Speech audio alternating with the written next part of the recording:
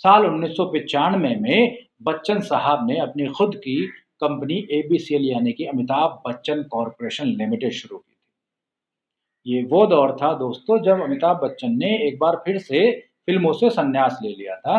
Doctor के कहने पर कि आपके बॉडी, आपके शरीर को स्वस्थ रखने के लिए आप कुछ दिनों के लिए आप संन्यास ले लीजिए। तो इस वजह से उन्होंने फिल्मों से संन्यास ले लिया और बिजनेस में उतर गए और 1995 में उन्होंने अपनी खुद की company ABCL Amitabh Bachchan corporation limited की शुरुआत की।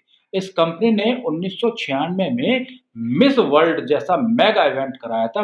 ये वही इवेंट था दोस्तों जिसमें सुष्मिता सेन विनर बनी थी और विजय माल्या इस इवेंट के जज बने थे। ये पहला मौका था जब मिस वर्ल्ड कॉन्टेस्ट किसी बाहर के देश में हुआ था। मिस वर्ल्ड इवेंट से पहले एबीसीएल ने 15 फिल्में बनाई थी जिनकी लागत करीब 4 करोड़ के आसपास थी।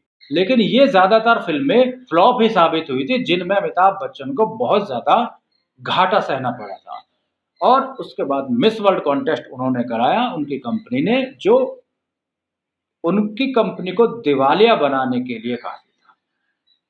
इस इवेंट से अमिताभ बच्चन को कोई कमाई नहीं हुई बल्कि बच्चन साहब भरपूर कर्ज के नीचे दब गए।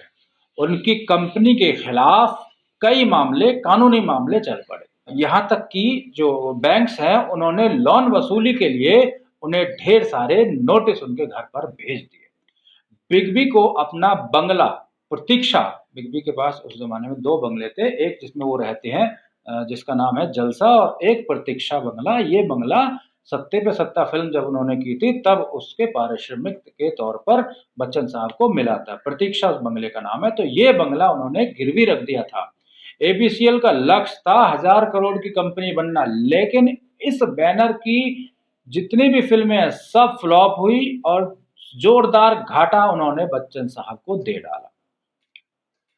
अमिताभ बच्चन साहब के ऊपर 90 करोड़ रुपए का कर्ज उस जमाने में 90s के दौर में 90 करोड़ बहुत बड़ी रकम हुआ करती थी दोस्तों। उस जमाने में 90 करोड़ का कर्जा बच्चन साहब के सर पे हो गया था। इस कर्ज को चुकाने के लिए कैनरा बैंक और दूरदर्शन ने बच्चन साहब पर दबाव बनाना शुरू कर दिया था। यहाँ तक कि बॉम्बे हाई कोर्ट ने भी तब उनको अपना बंगला प्रतीक्षा और 2 फ्लैट बेचने से मना कर दिया था। हालांकि बच्चन साहब ने अपनी दलील में कहा था कि उन्होंने अपने इस बंगले को सहारा इंडिया फाइनेंस के पास गिरवी रख दिया है ताकि वो एबीसीएल के लिए फंड जुटा सके। इसके बाद केंद्र सरकार के industrial and financial reconstruction board ने एबीसीएल को बीमारी कंपनी यानी कि दिवालिया कंपनी घोषित कर दिया था, जिस पर $14 मिलियन का कर्ज था। ये वो दौर था दोस्तों जब अमिताभ बच्चन बेहद संकट के दौर से गुजर रहे थे और इस दौर में उनका सहारा बनकर आए थे अमर सिंह जी। अमर सिंह जी ने अमिताभ के उस बुरे दौर में उनको एक भाई की तरह उनका सहारा दिया और हर संभव मदद उन्होंने उस वक्त अमिताभ बच्चन साहब की थी।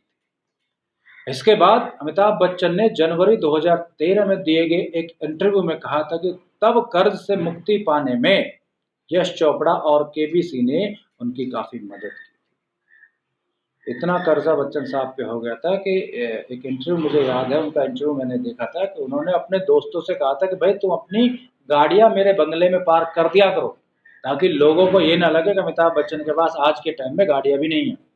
ये वो दौर था। फिर उन्होंने डिसाइड किया कि मुझे अपने कर्ज को उतारने के लिए वापस फिल्म इंडस्ट्री का रुख करना पड़ेगा जहां मुझे इतना ज़्यादा सम्मान और शोहरत मिली थी। तो फिर से उन्होंने डिसाइड किया कि मुझे वापस फिल्म इंडस्ट्री जाना है और उन्होंने दरवाज़ा खटखटाया किसका?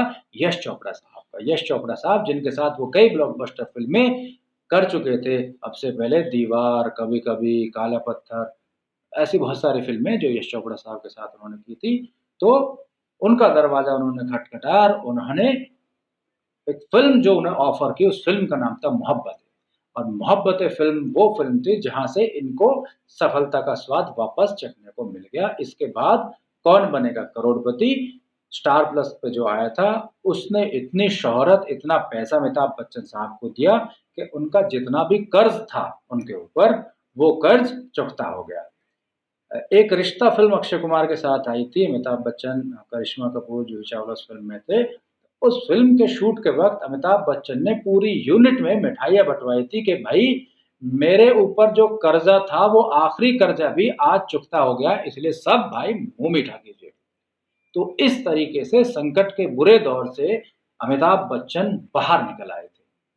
अमिताभ बच्चन को ये भी कह दिया था कि भई आप अपने आप को दिवालिया घोषित कर दो और सारा कर्ज़ आपका माफ़ हो जाएगा, लेकिन अमिताभ बच्चन फेलियर्स नहीं कहलाना चाहते थे। उन्होंने कहा नहीं, मैं ये कर्ज़ा मेरे सर पे है, मैं इस कर्ज़े को ईमानदारी से चुकता करूँगा, और उन्होंने अपने आप को दिवालिया कहने से मना कर दिया था और धीरे-धीरे, धीरे-धीरे वो सारा कर्ज़ा उन्होंने चुकता कर दिया।